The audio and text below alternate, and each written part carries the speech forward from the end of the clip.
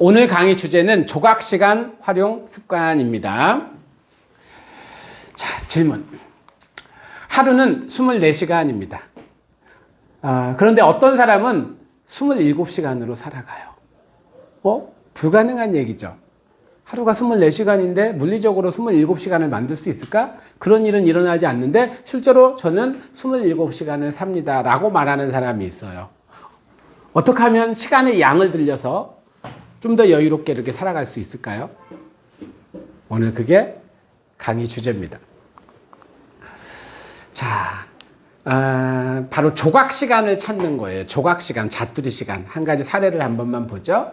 비누 조각, 작은 조각으로 영웅이 된 남자, 데릭 테온고라는 사람의 이야기를 한번 해볼게요.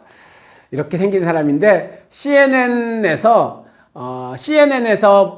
1년에 한 번씩 영웅을 뽑아요.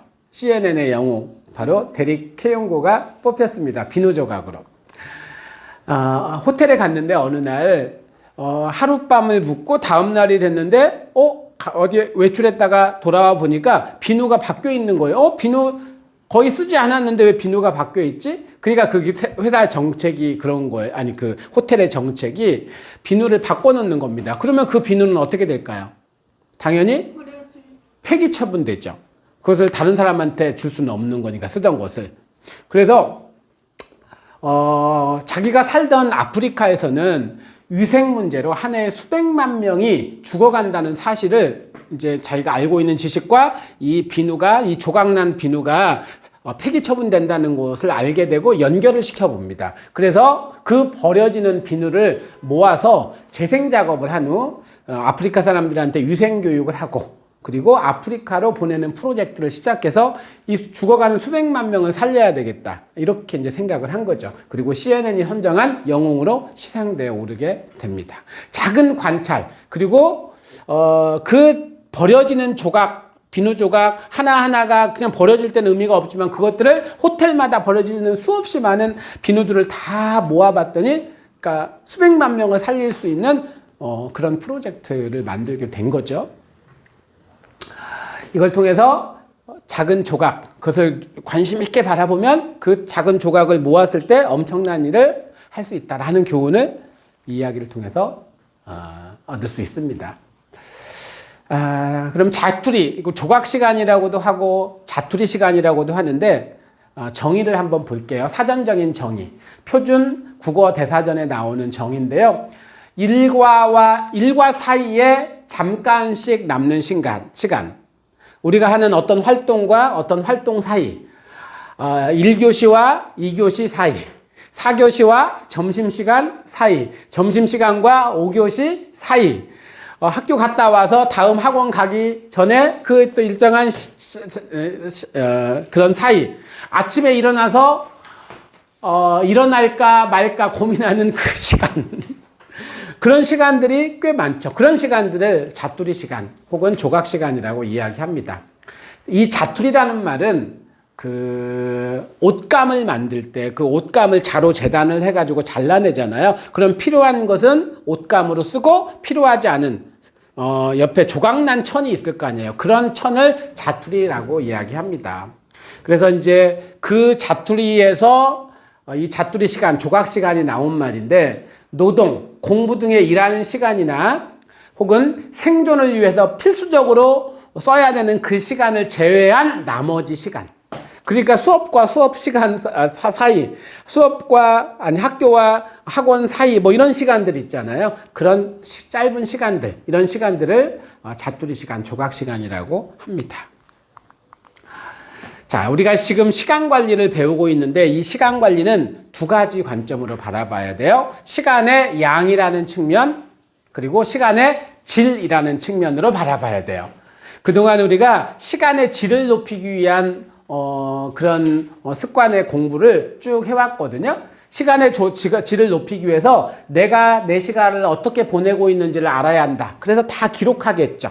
그리고 거기다가 일주일에 한 번씩은, 아니 매일 하루에 한 번씩 또 평가하고, 일주일에 한 번씩 평가하고, 한 달에 한 번씩 평가하고, 이런 작업들을 계속 지금 우리가 하고 있죠. 목표를 세우는 것도 시간의 질을 높이기 위한 활동이고요. 구체적인 계획을 세우는 것도 시간의 질을 높이기 위한 활동. 내 삶의 우선순위를 정해서 더 중요한 일에 내 시간을 사용하겠다. 더 중요한 일을 하는데 시간을 쓰겠다. 이것이 다 시간의 질을 높이는 활동입니다. 오늘 강의의 주제는 시간의 양을 늘리는 겁니다. 하루에 24시간인데 25시간, 26시간, 27시간으로 늘려서 쓰는 걸 말해요. 시간의 양을 늘리는 원리 가운데 첫 번째가 자유에너지론이라는 게 있는데, 자유에너지는 우리가 사용하는 에너지 중에서 생존을 위해서 혹은 뭔가를 반드시 해야 되는 그 일을 위해서 반드시 필요한 에너지의 양을 말해요. 그 에너지의 양을 뺀 나머지의 에너지의 양을 자유에너지라고 하거든요. 예를 들자면 돈 얘기를 하면 좀 좋겠죠. 돈 얘기를 하면 이해가 좀 쉬울 것 같아. 내가 월급을 1,000만 원 받는다고 할게요. 그런데 1,000만 원을 받는데 이제 고정 비용으로 나가는 비용이 있죠. 예를 들어 자동차를 큰 걸 타. 그러면 자동차에 들어가는 고정 비용이 있을 거 아니에요. 집을 큰 집에서 살아. 그러면 집에 들어가는 고정 비용이 있겠죠. 휴대폰을 쓰는데 데이터를 무제한 데이터로 해가지고 가장 많은 걸 써. 그러면 고정 비용이 거기도 많이 들어가겠죠. 그러면 한 달 동안 들어가는 고정 비용이 있을 거 아니에요. 반드시 써야 되는 비용. 그게 900만 원이라고 한번 해볼게요. 그럼 나의 자유에너지, 자유롭게 쓸 수 있는 돈의 양은 얼마예요? 100만 원이 되겠죠. 근데 어떤 사람은 월급을 한 달에 500만 원을 벌어. 근데 이 사람은 차도 조금 작은 거 차고 집도 조금 작은 집에서 살고 핸드폰 데이터도 알뜰 요금제 있게 쓰고 가족들 다 그렇게 쓰고 해가지고 고정적으로 나가는 비용을 줄여가지고 200만 원을 써. 그럼 이 사람의 자유에너지는 얼마예요? 300만 원이 되겠죠. 그러면 에너지의 양으로 볼 때 1,000만 원을 버는 사람이 더 큰가? 500만 원을 번 사람이 에너지가 더 클까? 이런 과학의 법칙에서는 전체 에너지의 양으로 에너지의 양을 평가하는 것이 아니라 자유에너지의 양으로 그것이 가지고 있는 에너지의 양을 평가한다는 거예요. 그럼 누가 에너지가 더 큰 거예요? 500만 원이라는 거지. 바로 이제 그걸 말해요. 그러니까 고정적으로 나가는 것이 아니라 자유롭게 쓸 수 있는 에너지의 양을 늘리는 것이 매우 중요하다. 이렇게 볼 수 있어요. 두 번째는 조각 시간을 활용해서 시간의 양을 늘리는 것. 오늘 강의의 주제이죠. 세 번째는 미루지 않는 겁니다. 자, 뭐 하려고 하면 어떻게 해요? 할까 말까 고민하잖아요. 해야 돼 말아야 돼. 그러면서 허비되는 시간이 많죠. 그 시간을 잘 찾았으면 시간의 양이 늘어나는 겁니다. 그리고 그 방법 가운데 한 가지가 뭐냐면 5초 카운트다운이래요. 어떻게 하냐면 아침에 딱 눈을 떴어. 그러면 무슨 생각 들어?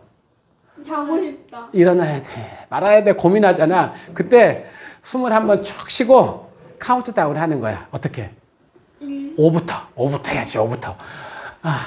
숫자를 싹 세는 거야. 5, 4, 3, 2, 1. 일어나자. 이렇게. 숙제를 하려고 딱 앉았어. 그러면 또 이제 숙제 시작하기 전까지 한참 시간이 걸리잖아. 뭐 어떻게?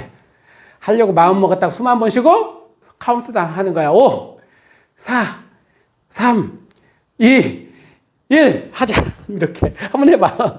효과 아주 좋습니다. 카운트다운. 근데 왜 하필 5초예요? 10초 하면 힘들잖아. 3초 더 너무 짧아. 한 5초 정도는 해야지. 5초 카운트다운 해봐.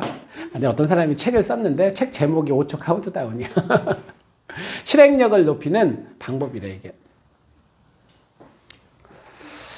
집중력 높이기. 집중력을 높이면 양이 좀 더 늘어나겠죠. 왜냐하면 해야 되는 시간이 줄어드니까 시간의 양이 늘어나는 겁니다.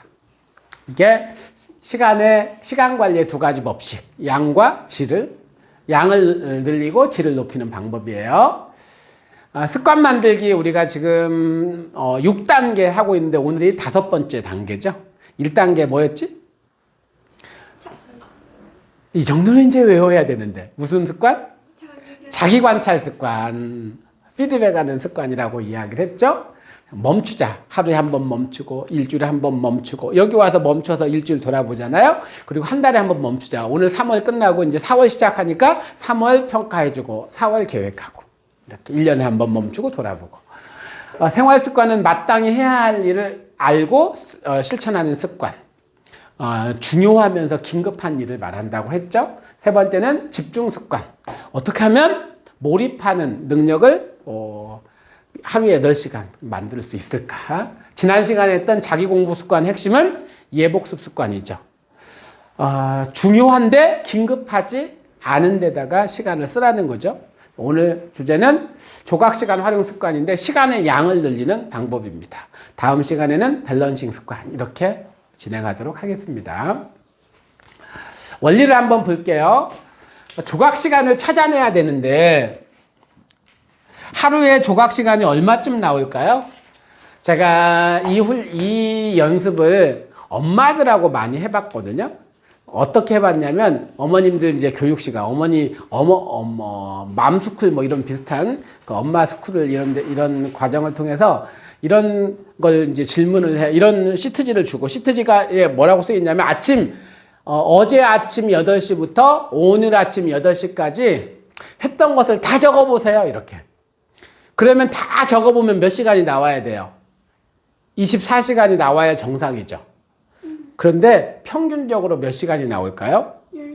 10시간. 10시간? 24시간을 썼는데 10시간밖에 뭐 안 했겠어?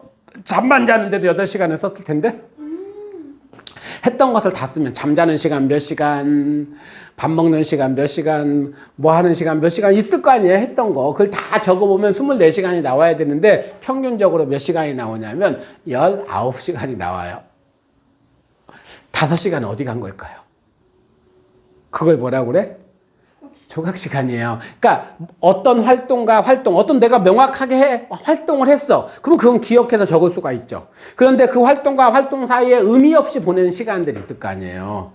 그 시간들이 약 5시간 정도 나오더라는 거예요.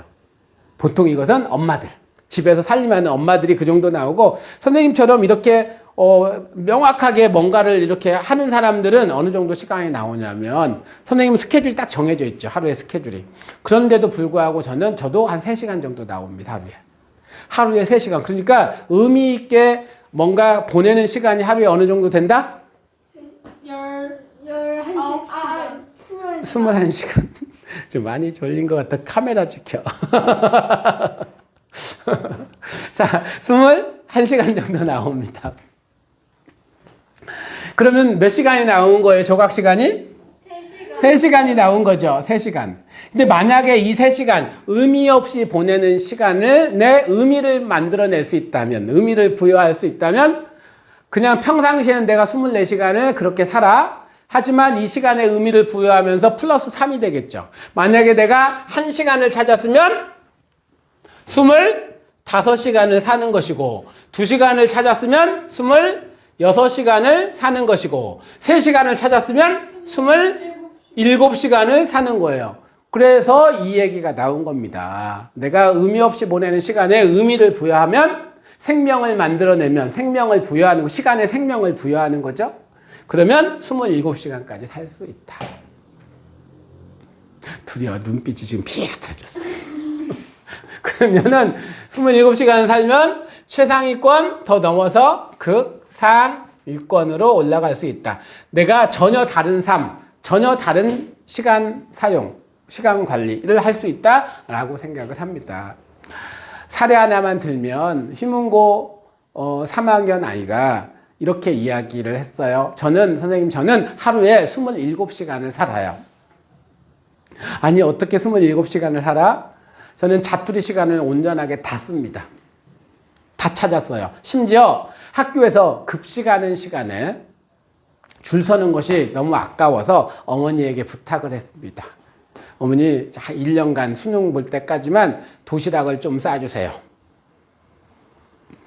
도시락을 먹으면서 이어폰 미리 준비한 강의를 들으면서 녹음해 놓은 거 강의를 들으면서 밥을 먹는데요. 그러니까 밥 먹으면서도 뭔가 시간을 효과적으로 쓸 수 있다라는 거죠. 어머니 그러면은 나중에 유림이나 유나가 도시락 싸달라고 하면 싸주시겠어요? 네. 싸준대. 자, 이게 조각시간 활용하는 원리입니다. 같이 한번 읽어볼까요? 시작. 조각시간 활용 습관은 시간의 양을 늘려서 중요하고 긴급하지 않은 일을 할 수 있는 시간을 만듭니다. 중요한데 긴급하지 않은 일. 우리가 지난 시간에 뭐라고 했어요? 예습, 복습, 독서, 운동과 같은 것들입니다. 그런 시간을 만들어내는 거예요. 자, 우선순위 시간관리법 여러 번 이 장표를 보여줬는데 우리가 사용하는 시간은 1사분면, 2사분면, 3사분면, 4사분면 4개로 나눌 수 있다라고 이야기했는데 이 중에서 이 1사분면에 들어가 있는 내용은 긴급하고 중요한 일이죠. 긴급하고 중요한 일. 그리고 이 긴급하고 중요한 이 일을 하게 되면 성적이 상위권까지는 올라간다라고 이야기했는데 중요하고 긴급하지 않은 일을 할 때 최상위권 그리고 최고의 성과를 낼 수 있다라고 이야기를 했습니다. 그러면 나는 이 A에 해당하는 1사분면에 해당하는 것은 여기서 자꾸 가져와야 된다라고 생각하고 여기에 해당하는 것은 어디서 가져와야 돼요? 여기서 가져와야 된다라고 생각을 합니다. 이렇게. 자투리 시간을 이용해서 이런 시간을 만들어낼 수 있도록 해야 된다. 이게 매우 중요한 내용이다. 자, 자투리 시간을 어떻게 활용할 수 있을까에 대한 이야기를 한번 해볼게요. 한 10가지 정도만 뽑아봤는데 더 많이 여러분 찾아낼 수 있습니다.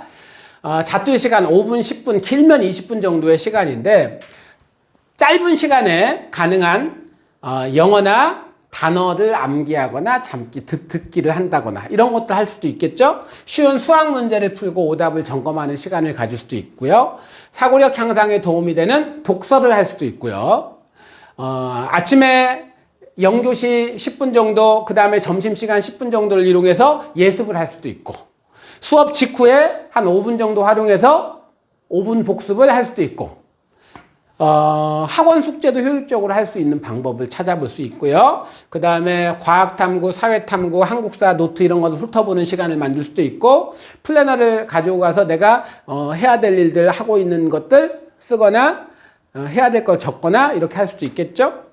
최상의 컨디션을 위해서 잠시 휴식, 잠시 잠을 잘 수도 있습니다. 그리고 가벼운 운동이나 스트레칭을 하는데 이 조각 시간을 활용할 수도 있어요.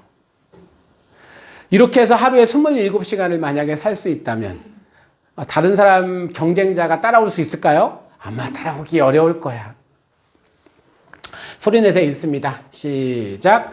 최상위권, 극상위권으로 도약하기 위해서는 시간의 양을 늘릴 수 있어야 합니다. 조각 시간을 찾아서 사용하는 습관을 만들면 원하는 어떤 결과라도 이룰 수 있습니다. 자, 오늘 강의 주제는 조각 시간, 자투리 시간을 찾아 쓰자 라는 이야기를 좀 해봤습니다. 그걸 통해서 시간의 양을 늘리면 여러분들이 원하는 어떤 거라도 이룰 수 있는 그런 시간이 만들어질 거다.